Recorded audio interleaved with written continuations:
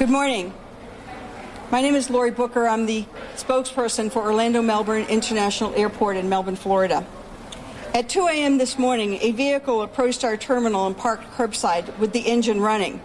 A male subject was seen running from the car, jumping the fence, running across the apron, and boarded an Airbus 321, which was not in service at the time. The Airbus was parked at our MRO facility, which is a maintenance, repair, and overhaul facility located on the other side of the airport. The tail number of the aircraft was November 153 Alpha November N153AN, which is owned by American Airlines.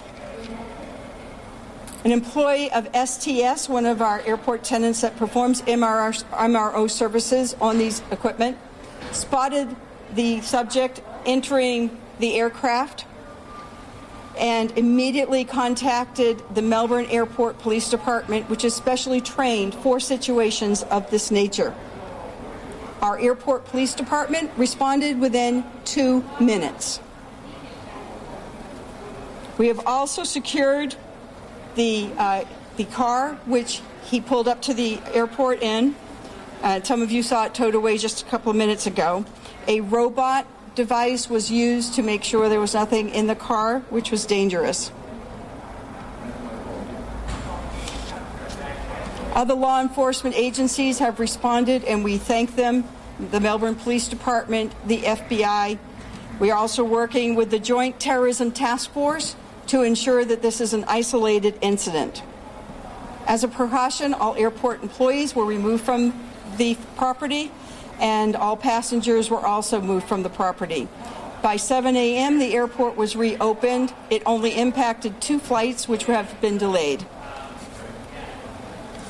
The subject is 26 years old. He was born in Trinidad and entered our country via Canada. He owns a Florida's driver's license. He is currently in custody and on his way to Brevard County Jail. We are now a fully functioning airport and very proud of our Melbourne Airport Police Department and all of the first responders that immediately secured the airport and has kept this community safe. I will take some brief questions. Can you tell us the suspect's name? I do not have the suspect's name available at this time. Was the plane empty when he was trying to get on? Yes, it was not in service. It was sitting on the tarmac. It was on the tarmac outside of the facility? Of the STS facility, yes, sir. Was it fueled? Was it primed to fly? I will find out that for you. It was not, I do not believe it was scheduled to fly, but I will make sure. I do not know if it was fueled or defueled. Is he still believed to be a student pilot at this point? Right. The question was, do we believe it to be a student pilot? Yes, we do. Do we know what school he attended? We are working to confirm the school that he either attends or attended. We're not sure about that. There was a sticker on his vehicle which implied that he was from the area. At this point, any possible motive? I mean, what was he thinking of on jumping the fence and trying to get on the plane? That's what they're trying to find out right now, to ascertain his motives. For him to get here so quickly, get access, and then get right to that plane that happened to be unattended, does it seem that he had some prior knowledge of the layout of the airport? There obviously seemed to be some planning involved. If he was a pilot, if he was a student pilot from the area, he would be familiar with the airfield. We have a very large airfield. We have 3 runways, and we accommodate even the largest aircraft in the air today. So we're a full commercial airport for those not familiar with us. Sir? Did you find any weapons on his person or in his car? I have not been able to get that information. So I'm not saying that there wasn't, but I'm sure I would have heard that right away. Was he living in the area? Where is he living in the area? Facebook images imply to me that if he does not live here now, he has lived here in the past. And you're confirming that he is in fact a student pilot? That is our belief. We're working to confirm. The question earlier was, where was he a student pilot? And we're working to confirm that. His knowledge of the airfield implies that he was familiar with our airfield and where he parked, the quick access, where he went immediately. When we finish our press conference, I'll be bringing you to show you where the incident happened. Do you know if he surrendered without incident? I do not know that, but I will find out for you. It happened very quickly, so I believe he was caught by surprise. Again, if you just recap the sequence of events. Sure. Around 2 o'clock in the morning. At 2 a.m., a vehicle approached and parked curbside. The motor was left running. He hopped the fence, which is right here, ran across the apron and boarded a vacant A321. Do you want me to continue with the description of the aircraft? No, that's okay. Which is owned by American Airlines.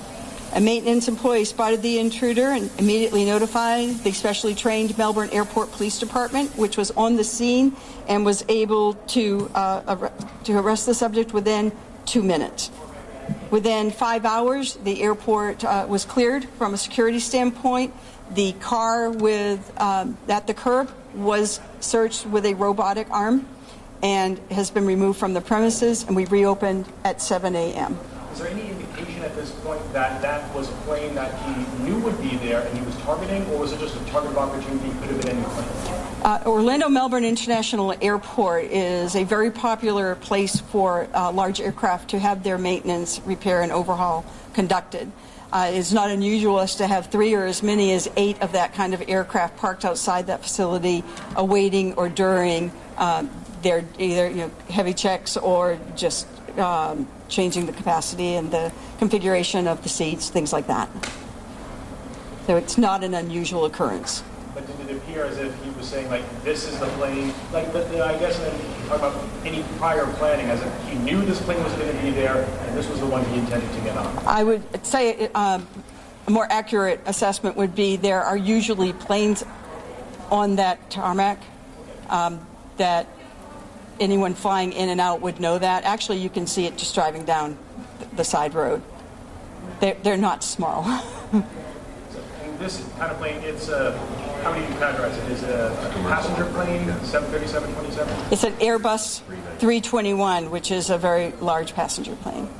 I believe there's 3 of them out there right now. At least there were last night. How many passengers are we talking about in that type?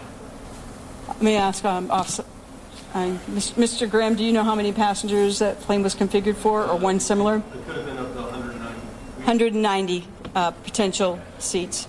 Do you have any idea what kind of training would be necessary for a student pilot to be able to competently get behind the wheel or something like that? You're throwing in some adjectives there that I'm not comfortable addressing, but I can tell you that we have flight schools in the area that train commercial pilots. Have you guys ever been through something like this before, or some people that just hop the fence and get overturned? No, but we've been trained for it often. Any plans to heighten the fence at all, or do you think that the response is fast enough? We're obviously going to review all of our security. We make it as a matter of policy not to discuss security measures, but you can rest assured that we believe that in this instance our security worked just fine.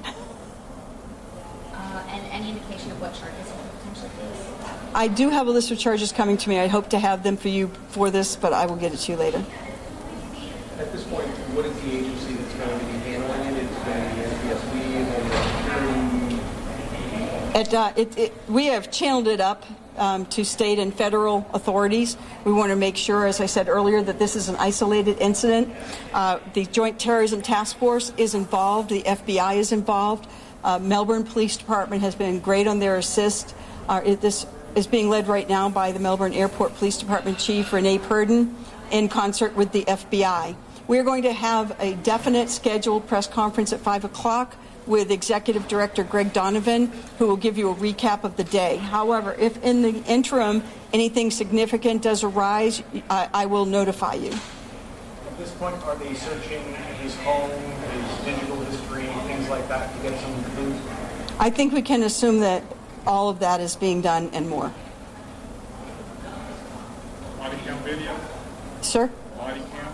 Do you have that body cam video? I don't believe that the two officers who answered had that, but I'm looking over. No, they did not. It was two officers that Yes, two officers responded within 2 minutes. Those officers, Melbourne Police or Airport Police? Melbourne Airport Police Department officers.